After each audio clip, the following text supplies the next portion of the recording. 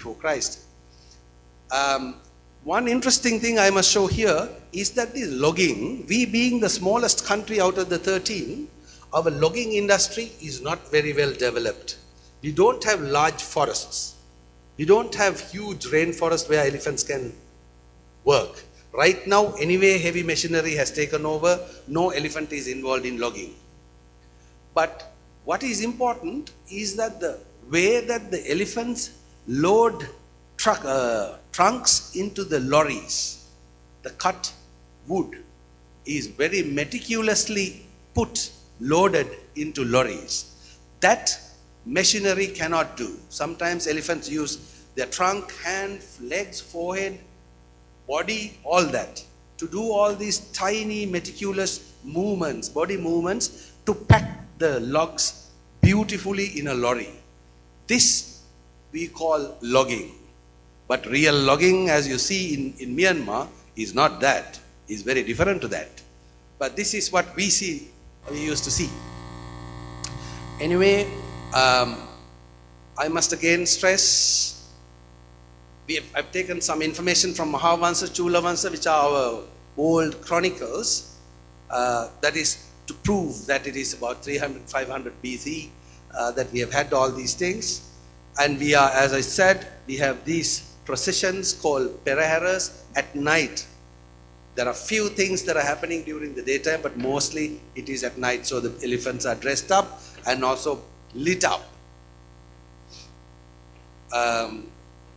Why are the tuskers important? Because we believe, like in many other countries, tusker is the male dominant, but we all know it's a recessive character, having a tusk.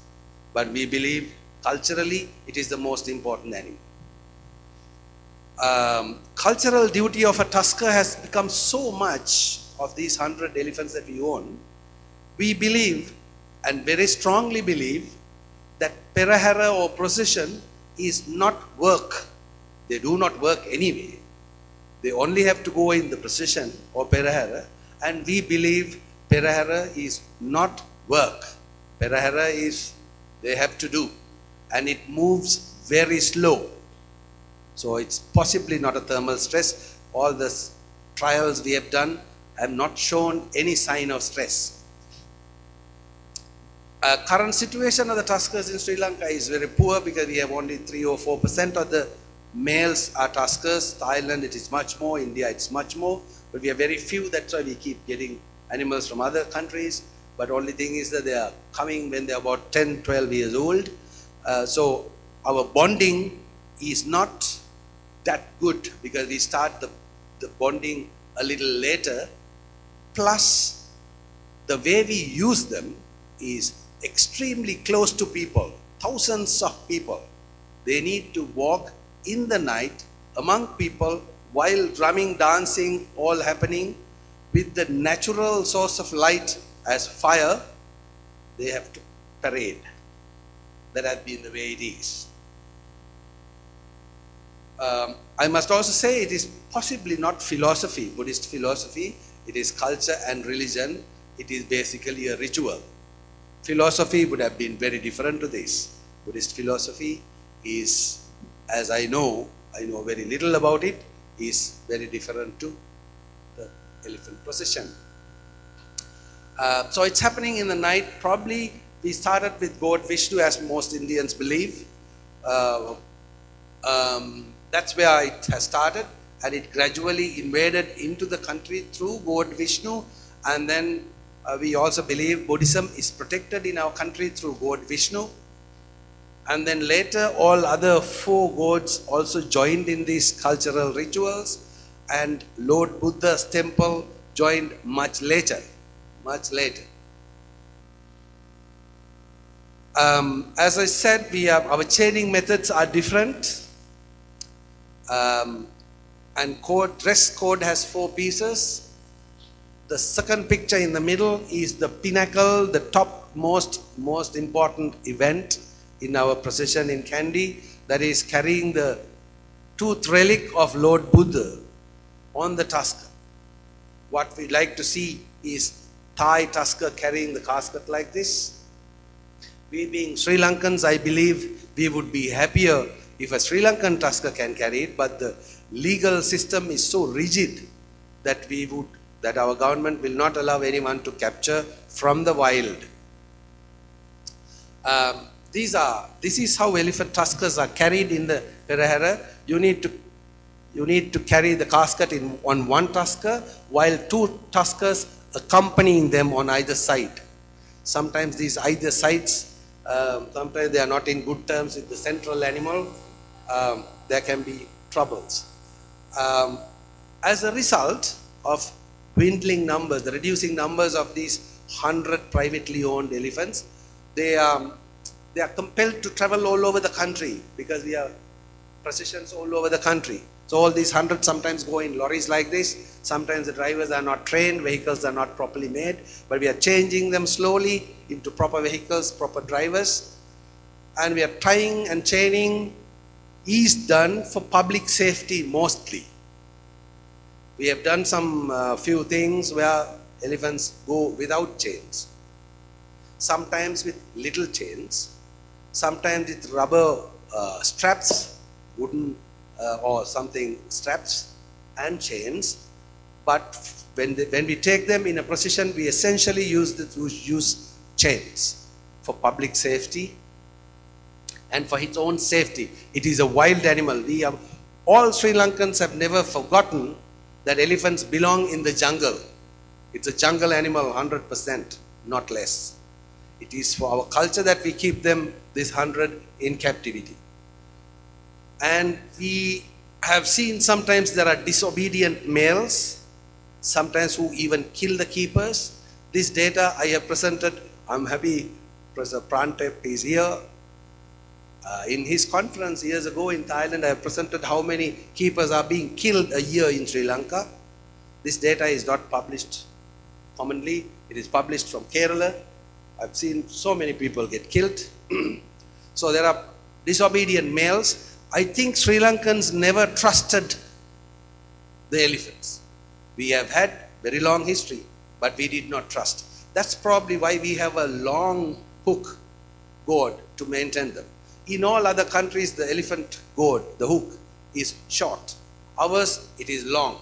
So we probably prefer to manipulate from a distance, especially when they are in Musth. Males approaching and immediately after Musth, we have certain rituals that we do before coming into Musth, a male, and immediately after Musth. These two periods are about 2 weeks, 3 weeks, before and after. And science found much later that before coming into proper Musth and after leaving the proper Musth, elephants are dangerous. And I'm impressed myself as a Sri Lankan studying science. How did Sri Lankans knew all this? How did we know? I will show you a bit more in time to come. Food and water. Water is there all the time for these 100 elephants. Food, something unique in Sri Lanka is that we give food ad libitum all the time. Sometimes much more than what he needs. Because we believe they spend 16 hours in messing around with food, they actually eat only 2 hours. So if you go to any elephant stable, privately owned, you will see lots of food.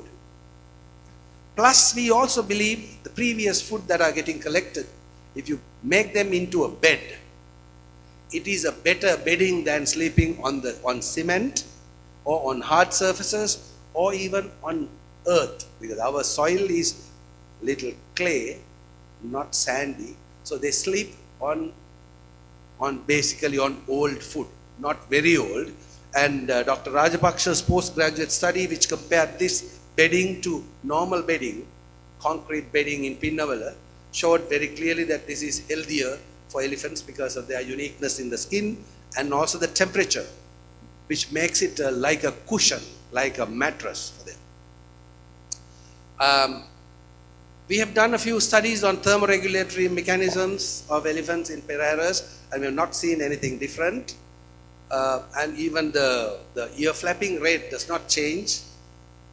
They need to walk with dancing, drumming, fire, all that. It is a question whether they see at night or not, but now we know they do see at night. Now, if we talk anything against these practices, Sri Lankans would take it negatively.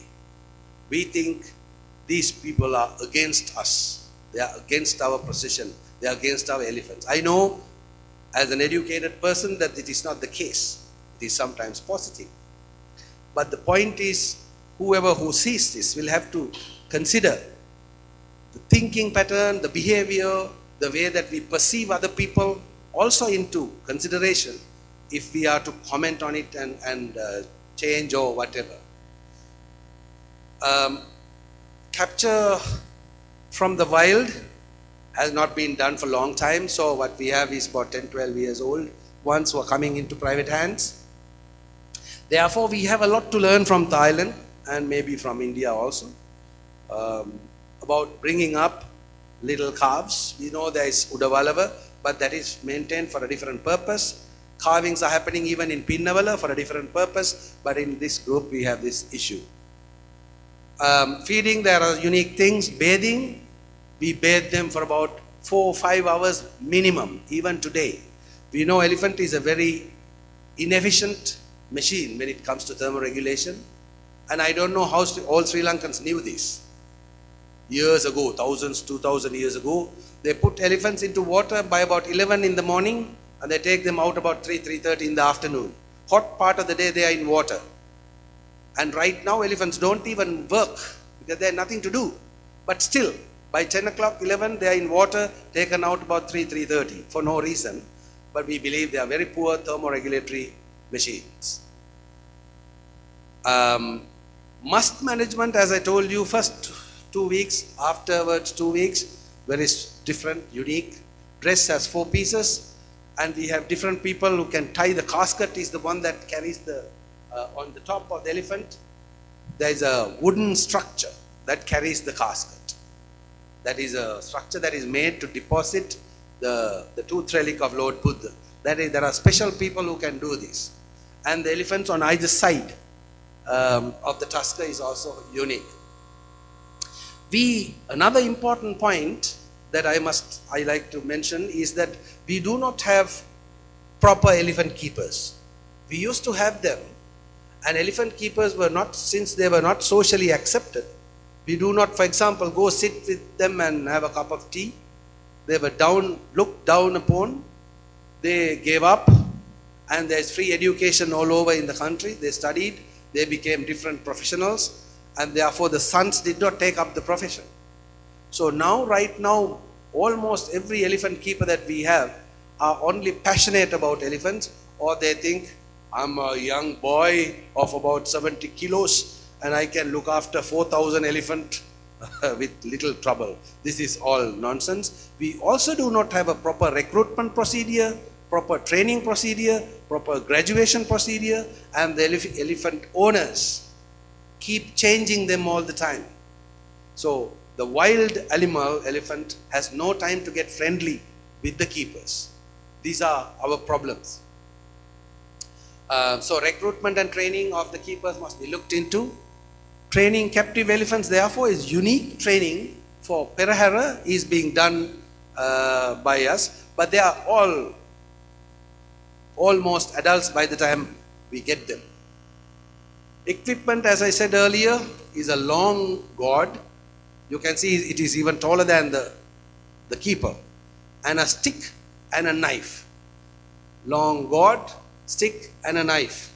Old keeper, the young keeper. They don't look very different. But the old keepers, they neglect their health. New keepers are now a little bit better, but very different to what we see in Myanmar, Thailand, for example. So longest elephant gourd, hook or the ankush, there has to be a reason. I think we did not trust elephants very much. And knife is to cut the herbage. These elephant keepers are allowed to carry the knife anywhere in the country when they go. Legally allowed. As I said, bathing is very unique. By 11, all elephants, temple or privately owned or whatever, has to be in water and is taken out only about 3:30. I mean, I'm not saying all elephants, there can be exceptions, one or two, but this is the culture. Hot part of the day in water. We also do give body wash to elephants like that from the hose, pipe. And we strongly believe that using hose pipe for an elephant is not good, is not good enough. So these elephants, this is immediately before he goes in a Perehera, he has had his normal bath, regular daily bath, but before the Perehera, he is given a body wash like this, every elephant.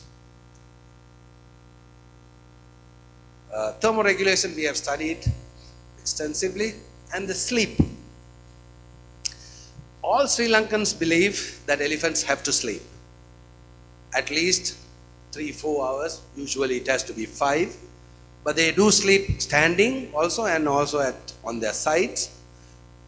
When sometimes in Perehera an elephant goes to a different place, our culture has been that the elephant keeper takes the elephant to water by about 10:30, 11 as usual, and force the elephant to sleep. So elephant actually is snoring in water. So when he wants to change the side of the elephant, he wakes the elephant up. Now he does it without the knowledge, because keepers are not knowledgeable, not educated enough, no proper training. Sometimes old elephants are also going through this process. When an old female goes without food, no glucose, blood sugar level drops, and sometimes they cannot even get up from water.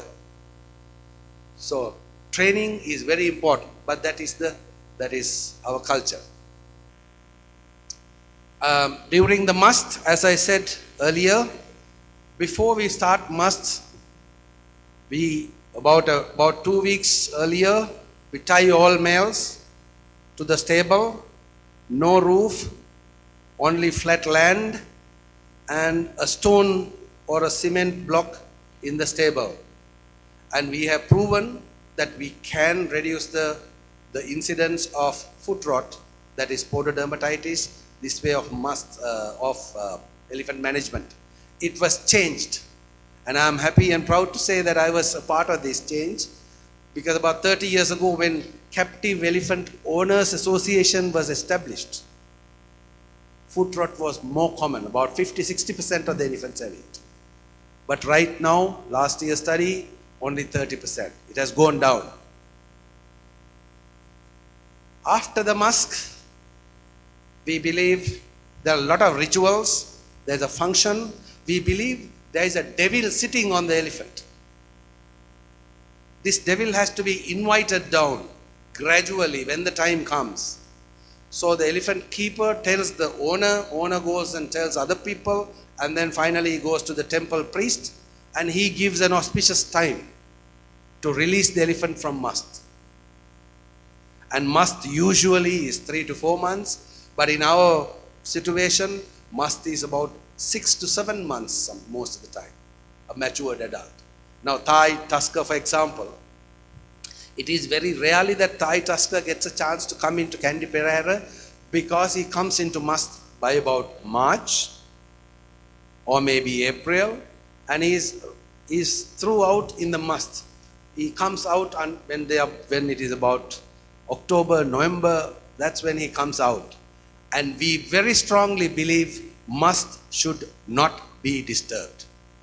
So you give plenty of food, plenty of water, but he's not released from the Musth pen. He's tied in the stable, plenty of food. He doesn't eat, that's a different matter. He can eat if he wants, but you don't reduce food, and you don't change the type of food either. It's the same diet, same quantity. So by the time the devil is invited down of the elephant, he is ready to go mix up with people. And during Musth, they are tied with chains, usually one hind leg, one foreleg. But there are situations where when the elephant has to be bathed every day, both forelegs are tied so that the elephant can be asked to sit down. Easy to manage.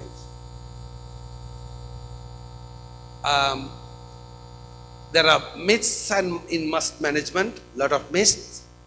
In the wild, we all know males get sexually matured much earlier, 9, 10, 11 months. years, sorry. But in captivity, they reach proper must, not moda must as we say with frontalin, but proper must when they're about 18, 19 years. Much later because I think they get disturbed. But we see a lot of pre-must unwanted behaviors in not proper immature bulls. We see all unwanted behaviors because they are not used to this type of behavioral change during the must.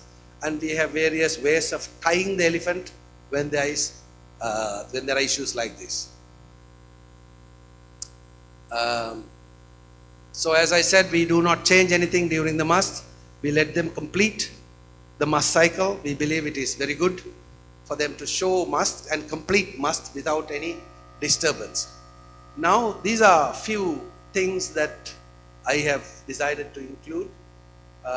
We got a Thai team visit about a month ago, and they highlighted a few things that probably I think will lead to discussion on the third day. That is about now this tusker is about 12 years when it came in 1986. Precha brought it. I don't see Dr. Precha here. And most of the elephants that were with him at that time, I think are no more here. They are dead and gone. But Thai tusker in Sri Lanka is still there. And this tusker has forgotten the language. You can't command him in Thai now. I just tried it. And this fellow has very high testosterone, very low cortisol level. He's a very nice animal that way and very obedient. And he does not do any work. And Perehera, I told you, is not considered work. And Candy, he cannot come anyway. He goes for about 12 Pereheras every year because he goes for these. He's available only for 4 or 5 months of the year. Musth is not disturbed and he has forgotten the language. There were a few issues on the stable management, drainage, the stone, and collection of wasted food, which we believe is proper bedding, which you don't believe. So we have a disagreement there. All these things that I have listed, I believe will lead to the discussion on the last day, and I presume it will be a fruitful discussion because I have put them all here so that everyone else also can see that we will concentrate, focus on the issues that we have. Okay, that ends my presentation. Let me thank again for tremendous, immense, very heart-touching, friendly gestures that you have extended up to now. And I'm very touched, I'm impressed with every individual from Thailand. Thank you very much. As we say, Ayubowan, may you all live long. Thank you. Professor Dr. Ashoka, thank you so much. And next, I would like to call upon the Inspector General, Mr. Sitichai Seri Songsang, to present the souvenir to our guest speaker on the stage.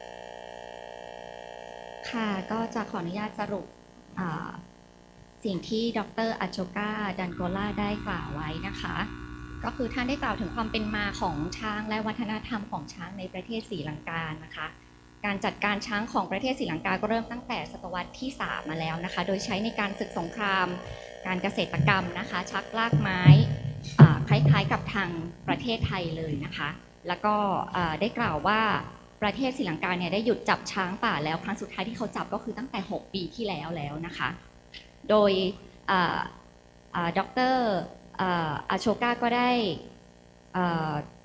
แสดงตัวเลขจำนวนประชากรของช้างในประเทศศรีลังกานะคะว่ามีช้างป่าอยู่ประมาณ 6,000 ตัวนะคะช้างเลี้ยงประมาณ300เชือกซึ่งเป็นช้างเป็นช้างไทยจำนวน2เชือกนะคะแล้วก็กล่าวถึงเอกลักษณ์ที่สำคัญนะคะของการจัดการช้างในประเทศศรีลังกาไว้หลายประเด็นทีเดียวนะคะโดยเฉพาะเทศกาลขบวนแห่พระเกี้ยวแก้วหรือ เพเรเฮระนะคะซึ่งเป็นเอกลักษณ์ของประเทศศรีลังกานะคะซึ่งจะจัดขึ้นในเวลากลางคืนนะคะเชื่อว่าหลายท่านในที่นี้ก็ได้มีโอกาสไปเทศกาลนี้มาแล้วนะคะก็จะเห็นว่ามีการประดับประดาตัวช้างนะคะด้วยชุดสำคัญทั้งหมดจำนวน4ชุดด้วยกันนะคะช้างก็จะเดินเป็นขบวนไปท่ามกลางผู้คนจำนวนมากมายนะคะมีการแสดงเต้นแล้วก็ดนตรีมีการประดับประดาแสงไฟอย่างสวยงามนะคะอย่างไรก็ตามนะคะดร.อาโชกาก็ได้แสดงความข้อน่ากังวลนะคะทางด้านสวัสดิภาพสัตว์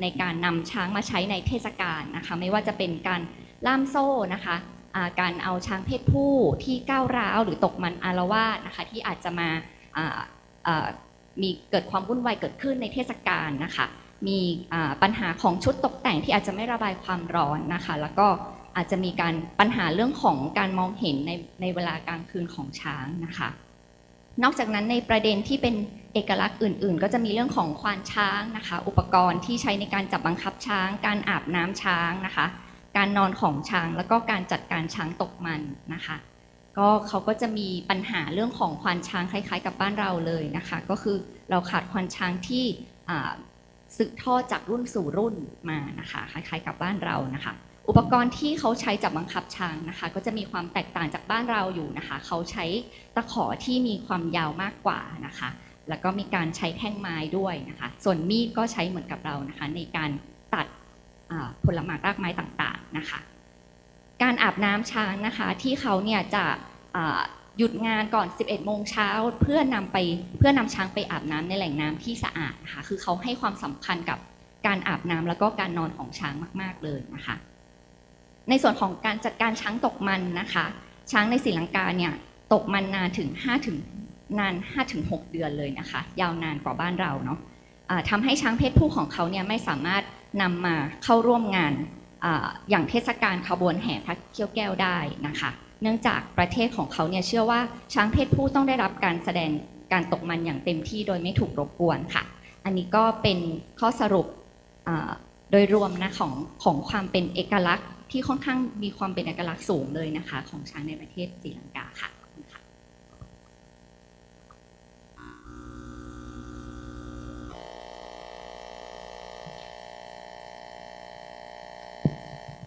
Thank you so much for Dr. Pakhanutpansit that she translates into Thai. So the first topic just completing by Professor Dr. Ashoka Dangola. And the next topic we have another guest speaker. So she is the president of Siam Society under Royal Patronage. And she is a former senator of the Senate of Thailand, where she served as chairperson of the subcommittee for the study and promotions of cultural heritage management under the Senate Standing Committee on Religion, Moral, Ethics, Art, and Culture. Additionally, she was a former chairperson of the Senate subcommittee for the following up on the ASEAN community under the Senate Standing Committee on Foreign Affairs. And today she would like to present the topics of the human elephant bow Thailand intangible cultural heritage. Ladies and gentlemen, so please welcome Ms. Pilaipan Sombatsiri on the stage.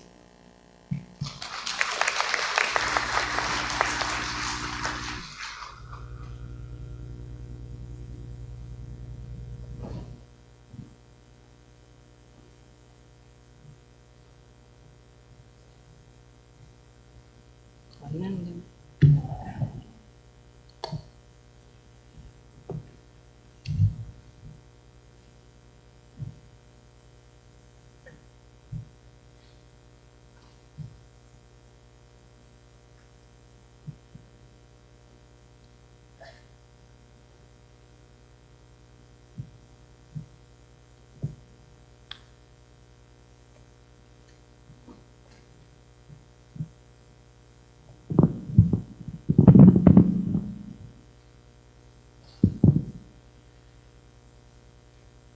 เรียนท่านผู้ตรวจการกระทรวงทรัพยากรธรรมชาติและสิ่งแวดล้อมเรียนท่าน organizing committees ทุกท่านนะคะ of the National Elephant Conference 2024 Ladies and gentlemen, good morning again. Firstly, I would like to say thank you for the kind introduction and also allowing me to present my view on the human-elephant bond, Thailand's intangible cultural heritage today. Thank you very much, Ka. This subject would highlight our Thai way of managing domestic elephants from ancient times to the present. Well, I have a chance to present my view in front of all of you who are specialists in elephantry, and it made me feel very ashamed because I'm non-specialist in any of the elephant science. But I'm bringing you today my genuine love and fondness and close relationship that I have with the elephants, which I regard as noble being. Well, it started long time ago here in this very center in Lampang, and I have to thank Kun Prasop. I don't know whether he's in this room or not. The then head of the center to introduce me to an elephant, which I feel the bond not so long after. And I adopted her baby elephant as my quote-unquote daughter.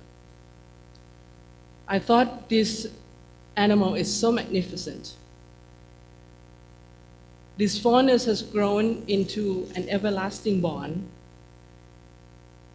As I have the privilege of fostering my relationship with this noble animal, I gradually developed a strong interest in the relationship between humans and elephants. So I went into researching more about our ancestors' profound cultural knowledge in caring for these domestic elephants. The connection between Thai people and elephants began in ancient times, when elephants seamlessly blended into Thai people's way of life.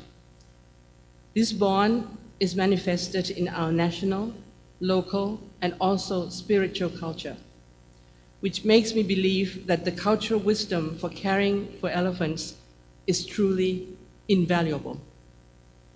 Next, I would like to give you some historical backgrounds of how the cultures that relate to elephants can reflect the intimate link between humans and elephants, along with the mutual respect we have for one another, shown through the richness of the elephant's contribution to the Thai way of life.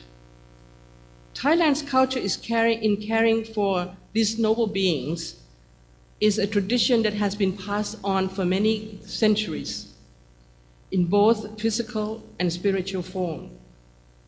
Legends of elephants existed long before the establishment of Kingdom of Siam. It was assumed that the Asian elephants became involved with men before the earliest documented Indian civilization. That's about 4,000 years ago. Archaeological traces from the period of the Pallava dynasty of India, which thrived during the 7th and 8th centuries, signified how elephant was a vital part of the people's lives. The tradition that relates to elephants has been an intricate part of human cultures and greatly evident since the spread of Buddhism and Brahmanism from India. Brahmic rituals and ceremonies remain an important element in the royal tradition of Thailand, as well as having been practiced widely among many Thai local communities and also adopted by minority groups living in Thailand. When Brahmins perform their duties as priests for ceremonies, there are several practices involving elephants that have been passed on from the Brahmins in India to Siam. There was even a special group of Brahmins in Siam in the past who called themselves Brahman Prutibas or Pram Prutibat. It was assumed that Brahman Prutibas were the origin of the present-day Mahouts.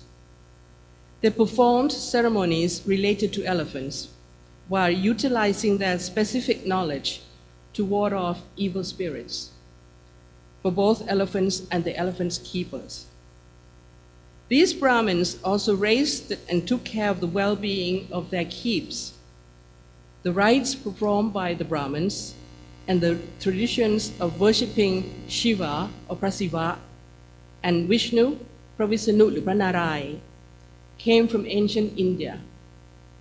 This sect descended into Siam since the Dwaravadi period. That's the 6th to the 11th century, and continued through Sukhothai, Ayutthaya, and into early Ratanakosin period. The heavenly beings of Devas or Tevada are a major part of Hindu culture and are depicted in art, architecture, and icons. Various Hindu gods are connected with elephants, which reflects the respectful appreciation that human has for this dignified animal on a very high spiritual level. We regard this noble being as possessing a high sense of morality, while at the same time being kind, gentle, and brave, serving as protector of man. These thoughts are displayed through the elephant's relation with Hindu celestial entities, whom people have been worshipping for centuries. Many Hindu gods have elephants as their vehicles, such as Indra, หรือพระอินทร์ the ruler of Tevasdimsa, heaven, or สวรรค์ชั้นดาวดึงส์ who always rides a three-headed elephant. Buddha, or Mercury, พระพุทธนะคะ is a god of communication and commerce, who holds an elephant gourd, หรือปะตัก and sometimes is portrayed sitting on the majestic Kachasingh, a legendary animal of half lion and half elephant. Moreover, there is a local god whose worship is more prevalent in the southern of India, named Ayyappan, who is shown riding an elephant and holding an elephant gourd in some representations. Ayyappan is strictly and only worshipped by the Tamil Nadu of southern India, but there is no evidence of Ayyappan worshipping in other part of India, in fact. Yet one of the most Hindu deities who can best represent the human spiritual connection with an elephant and transcend into a physical form is the Lord Ganesh, or Ganesha, หรือพระพิฆเนศ He is regarded as the god of knowledge, the remover of obstacles, and the god of kindness. Brahmin priests who perform a ceremony would chant the Ganesha mantra, หรือร่ายมนต์พระพิฆเนศ asking for Lord Ganesha's kindness to help eliminate challenges or obstacles from one's path, or from the project at the very beginning of the ceremony until today. Thai people worship Ganesh in practically all auspicious events, such as the main pillar laying ceremony, หรือพิธีลงเสาเอก to grant spiritual and physical safety and to ensure that the construction would run smoothly. Ganesh is also honored during the annual Grand Vai Kru ceremony, พิธีไหว้ครูนะคะ by classical and traditional musicians and dancers, as well as, of course, many movie stars. Represented with an elephant's head and a human body, Ganesh is indeed a symbol of unity between human and elephant. A pasha, or a lasso, หรือบ่วงบาท and an elephant gourd, ปะตัก that Ganesh holds in his hand are attributed to linking him with those involved in taking care of elephants. In Thailand, he became closely associated with teachers, the arts, and many aspects of elephantry. His half-human, half-elephant figure can truly exhibit the oneness between human and elephant. Moreover, Ganesha's association with great knowledge also illustrates the high regard that we have for this dignified animal. Having touched upon the spiritual relationship between humans and elephants, established in the Hindu belief that has been passed on to Siam, I would now like to move on to the long-standing relationship with elephants in Thai society, which is paralleled with the spread of Buddhism. Elephant figures appear in many episodes of the Buddha's life story and several Jataka episodes, Nitan Chadok, of his previous existence. The Lord Buddha himself was incarnated as an elephant in one of his previous lives before he was born as Prince Siddhartha. Isn't this a remarkable demonstration of a human-elephant bond? Elephants are perceived as virtuous animals and have been depicted in Buddhist art all over Thailand in the form of architecture, carved stucco, paintings, building decorations, and inscriptions. An elephant and an elephant god are also the symbols included in the 100 auspicious signs on the Buddha's footprint, สัญลักษณ์มงคล108 ประการ being a symbol of warding off evils. Besides the deep spiritual bond that has been forged between Thai people and elephants for centuries, the elephant's considerable impact on Thai culture is also manifested at a national level. The symbolism of the elephant stands for loyalty and wisdom, making it the official national animal of Thailand. The Thai national flag has been adorned with pictures of the white elephant for a very long time, at least 100 years from approximately 1817 to 1917. Thai elephant has a substantial role in royal iconography, especially the white elephant, and appeared in the royal coat of arms of Siam.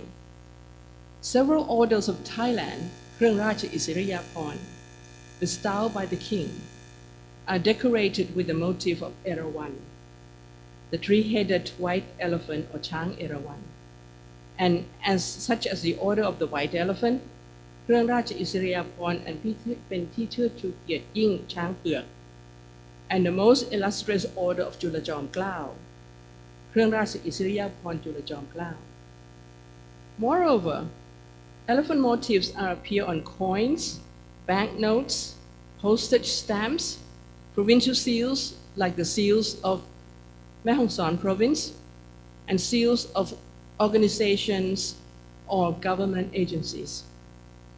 Elephants' power and their faithfulness made them crucial for national defense. War elephants were significant for the army since the Sukhothai period down into Ayutthaya and to early Ratanakosin period. Rulers in many parts of Asia, including Siam, measured their royal power and merits by the number of elephants they could muster on the battlefield. Elephant duels could demonstrate a ruler's prowess and prestige. Therefore, riding a war elephant required a great deal of lessons and practices for the ruler or the king who was on the neck of his war elephant, and the other two soldiers, one on the howdah with the weapons, and one guarding the back during the battle. They must, of course, become one spiritually, physically with the elephant. The king himself must go through very serious practices in order that he became physically and spiritually united with his war elephant, as I said. The king and his two soldiers needed to understand one another, form a strong bond, or even a bondage, and finally become one with all his two soldiers, the third one also being the elephants, and that's when he could win the battle. Because of the spiritual connections that we have with elephants and the noble service they provided for us throughout history, there is no doubt why elephants are regarded as majestic animals among Thai people, and why the care and management of our elephants are a vital part of our lives. It is a way of valuing the bond between human and elephants that has withstood the test of time. Existing local methods of caring for elephants have been a major part of our civilization and appeared in different parts of Southeast Asia. I'm confident that many of you here know that there are two types of elephants, which are Africans and Asian. Asian elephants are believed to be gentler and faster learner. Among our neighboring and other Asian countries, such as India, Sri Lanka, Myanmar, and Laos, the tradition of caring for domestic elephants still exists. I believe that there are so numerous representatives of these countries in the room who are more an expert than I am to provide more in-depth information on their cultural heritage of elephant management. I already highlighted that elephants have been a part of Thai society for a very long time. It has become our responsibility to ensure that they are being well taken care of, and that the baby elephants born from a domestic mother or lukok could learn how to live harmoniously amongst themselves and among human beings as well. Similar to how a human child needs to be sent to school, to be educated, and to blend in with society. The process of caring for baby elephants and ceremonies concerning them are equally important to make them understand how to navigate their way into the future as they grow up. The practice of caring for domestic elephants can still be found in many areas and provinces of Thailand. It is a simple way of living together that embodies sincerity, love, kindness, compassion, and trust between the caretaker and the animal. It also involves social practices, rituals, traditions, and wisdom, which are the characteristics that meet the criteria of being an intangible cultural heritage. Elephants are considered noble animals, an animal that relates very closely to man, legendary, culturally, spiritually, traditionally, and even physically. They have feelings and sentiments like us. They could be very emotional and never without discipline. They are social animals by nature. Baby and sick elephants in the herd will not be left alone to survive. Members of the herd do care and would help one another when danger occurs. Wherever the wise leader of the herd goes, the rest will follow respectfully, full of discipline. This shows that they have both traditions and social rules of their own. I'm convinced that human society is very similar to elephant society. Because of the complexity of the herd dynamics, wisdom in that society has been passed on to the next generations since historical times, just like in our society. Within a peaceful and disciplined social structure, elephants and humans are alike. We are taught to regard elders and righteous leaders. Both species can also adapt to environmental changes and can understand nature and even the universe. Apart from the effort to safeguard Thai elephants in local communities, the attempt to preserve them is being implemented at a policy-making level. The government has amended legislation and law to protect as well as care for and promote the conservation of elephants, while also taking the culture, traditions, lifestyles, and people involved with elephants into account. The Department of National Parks, Wildlife and Plant Conservation the Ministry of Natural Resources and Environment is a leading government agency in conserving Thai elephants with support from other government agencies.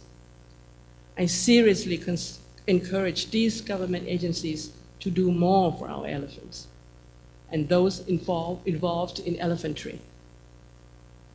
Furthermore, there are elephant hospitals all over the country. I'm so glad to see them so actively helping sick elephants, such as here in Lampang, Surin, Kanchanaburi, and Krabi provinces. By now, I hope and certain that many of you are able to identify examples of how elephants are cared for and treated as important members of our society. It is vital that every finer details, such as diet, livelihood, and day-to-day well-being, are closely looked after, as well as continuing scientific research into new diseases which come as a byproduct of modernization, urbanization, pollution, and bad environment. Despite the fact that humans and elephants are different in size, we also have many similarities. Elephants are generally gregarious social animals. There is a continuation of passing on survival knowledge, methods of way of living, rules and regulations from one generation to another. As I said, they're very disciplined. Elephants can communicate among themselves like humans, and their society is tight-knit and harmonious. Elephants are also able to understand the language and gesture that people convey. Various tools that people use with elephants are all intended to represent the language that elephants could understand. In addition to this, there are also a number of body language commands. When a people is on the neck of an elephant, the signal of an elephant to stop walking or redirecting its course can be employed by using a tip of one's foot to tickle behind the elephant's ears, or by using one's leg to clamp the elephant's neck. These are normal daily practices to communicate between elephants and their keepers or mahouts. I strongly believe that many of you here today are experts in caring for elephants and have gone through so many training sessions. I am a very ignorant person in this. Some of you may have mastered traditional practices and kindness and generosity towards other beings, which are the ethical methods passed on from generations to generations. It is very much embedded in our culture. These traditional methods are unique, invaluable, and are considered to be the great importance of mankind, worthy of protection and preservation. I'm certain that in order for Thailand to prepare for the nomination of the elephant carrying tradition to be inscribed in UNESCO's Intangible Cultural Heritage List, we all need to work together to increase awareness among nations around the world, to recognize the importance of the bond between humans and elephants, and Thailand's commitment to maintain and nurture this ancient, ethical, and high regards between human and elephant as a strong bondage of our mind and spirit. As I have mentioned before, for thousands of years, long before the establishment of Siam and Thailand, through the wisdom of our elders and our ancestors, we have been taught to live with elephant as a noble being. Any privileged family that has elephant or any person who could ride on one is blessed.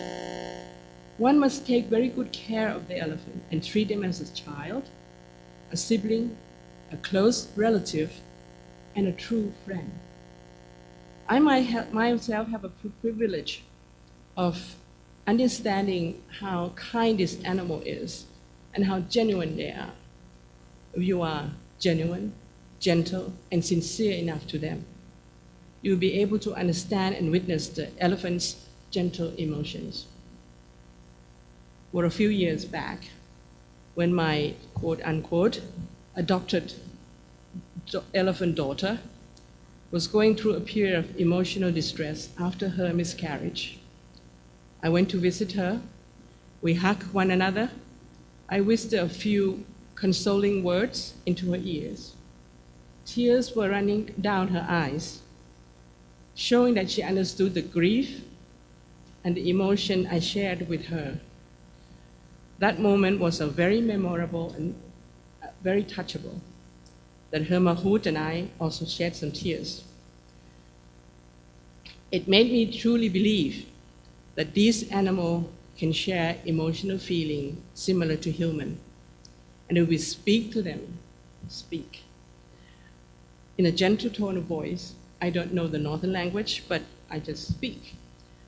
No matter what language we use, elephants will always understand and would respond politely and lovingly, as long as our intention is kind and positive. The perception of the elephants could go beyond the boundary of any language. When living together in one family, of course, every family certainly has house rules. The head of a household, or a mahout, or a keeper in this case, must inform members of the family of the house rules, so that everyone can live peacefully and in harmony. This is correlated with the ceremony of Pajan, and you can, of course, learn about the Pajan ceremony from many papers that presented here in this center, so that everyone can live peacefully and in harmony. As a child has to be taught to be a good person in society and accept social rules of the community or of the country. Thus, learning how to live with one another is very important. This is our Thai way, which is not dissimilar from the international or universal way. Ceremonies and rituals taught by our ancestors, which are still practiced, should be preserved and conserved as our intangible cultural heritage. I sincerely hope that my presentation today would render an opportunity for you all to learn more of the high regard we have towards our Thai elephants, along with the historical context in Thai culture and way of life. I firmly believe that the effort to preserve the methods of managing domestic elephants as our country's intangible cultural heritage will not only require an elevated sense of awareness amongst Thai people, but will also necessitate the establishment of a collaborative effort at the national and international level. I hope you could now feel the strong bondage with this noble being and us, well, Elephas Maximus. Thank you very much for your attention.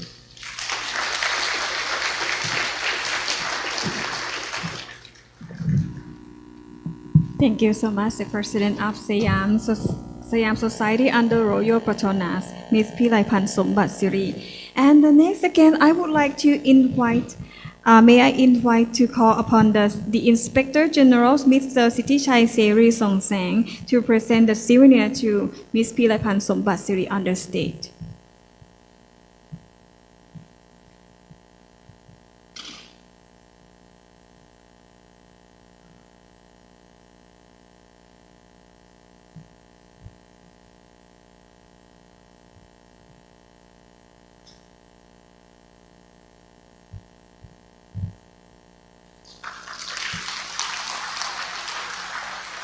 Thank you, our guests of honors and also our speakers.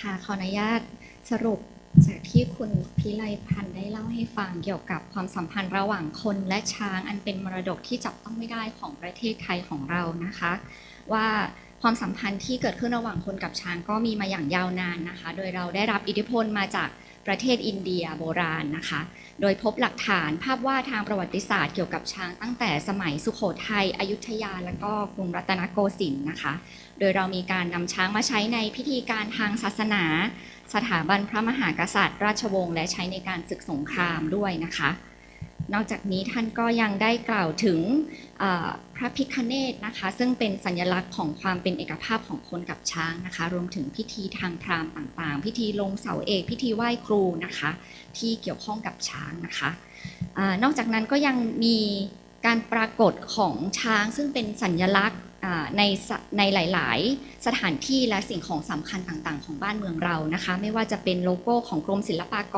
รนะคะในนิทานชาดกสถานที่สำคัญทางพระพุทธศาสนานะคะในวัดวาอารามต่างๆรอยพระพุทธบาทนะคะเครื่องราชอิสริยาภรณ์ธนบัตรเหรียญแล้วก็รวมถึงธงชาติไทยในสมัยอดีตนะคะแล้วก็นอกจากนี้เรายังมีพิธีที่เรามีจำเพาะสำหรับช้างเท่านั้นนะคะแต่จริงๆก็นำมาจากโคนอีกทีนึงด้วยนะคะก็คือการผ่าจ้านนั่นเองนะคะแล้วก็ท่านยังได้เน้นถึงความคล้ายคลึงกันระหว่างช้างกับคนช้างกับมนุษย์ของเราเองนะคะว่าจริงๆแล้วช้างเขาก็เป็นสัตว์ที่มีความสูงส่งมีความใกล้เคียงกับมนุษย์มากๆในหลายๆด้านนะคะไม่ว่าจะเป็นเขาเป็นสัตว์สังคมนะคะซึ่งเขาสามารถที่จะส่งต่อธรรมเนียมปฏิบัติจากรุ่นสู่รุ่นเหมือนเราได้นะคะมีความสามารถในการปรับตัวกับสิ่งแวดล้อมได้ดีนะคะมีการแบ่งชนชั้นมีการปกครองนะคะภายในฝูงของเขาเองนะคะมีความสามารถในการสื่อสารแล้วก็เข้าใจภาษาที่มนุษย์พยายามที่จะสื่อสารกับเขาด้วยนะคะรวมถึงมีความจริงใจนะคะถ้าเราจริงใจกับช้างช้างก็จริงใจกลับกับเราด้วยนะคะนอกจากนี้ท่านก็ยังได้เน้นถึงความพยายามของสังคมไทยนะคะในการที่จะดูแลช้างเหมือนคนในครอบครัวนะคะไม่ว่าจะเป็นการจัดการที่ดีทั้งในด้านอาหารความเป็นอยู่นะคะการป้องกันโรคเรามีการตรวจเยี่ยมช้างอยู่ตลอดนะคะทุกปีนะคะมีการพัฒนาการทางด้านการรักษาที่ก้าวหน้ามากนะคะแล้วก็มีโรงพยาบาลช้างที่กระจายตัวอยู่ทั่วประเทศนะคะแล้วก็ท่านยังได้ทิ้งท้ายไว้ว่าเพื่อการอนุรักษ์ช้างนะคะช้างของเราก็จึงถูกเสนอให้เป็นมรดกโลกที่จับต้องไม่ได้ด้วยนะคะก็อันนี้ก็จะเป็นสรุปของความสัมพันธ์ระหว่างคนและช้างซึ่งเป็นมรดกที่จับต้องไม่ได้ของประเทศไทยนะคะขอบคุณค่ะ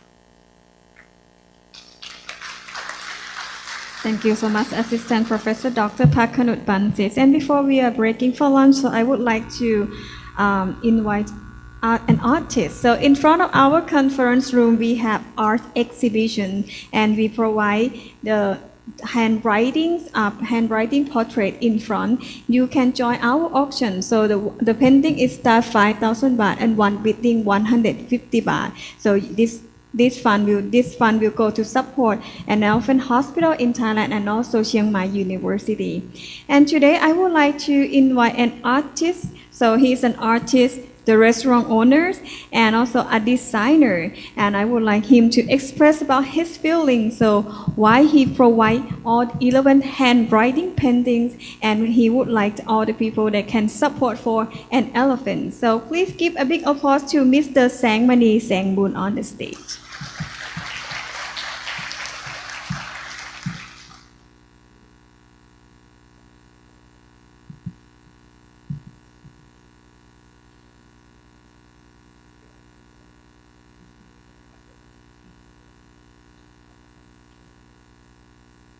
กับเรียนท่านผู้มีเกียรติทุกท่านนะครับวันนี้ดีใจมากเลยครับที่ได้มาร่วมในงานสำคัญของช้างเป็นแรงบันดาลใจของผมมาตลอด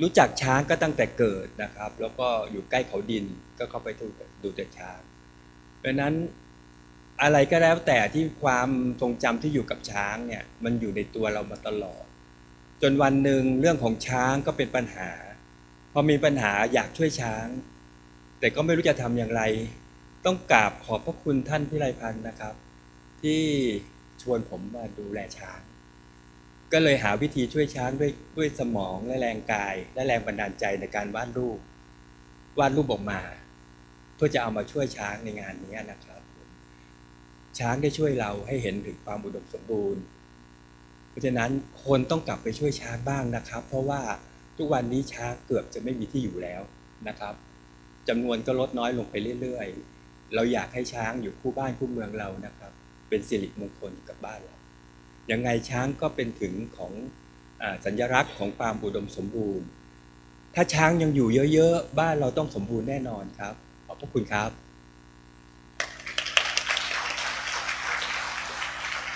Thank you, an artist, Mr. Sangmani Sangbun. So he expressed about his feeling. So and he said he knows about an elephant since he was born.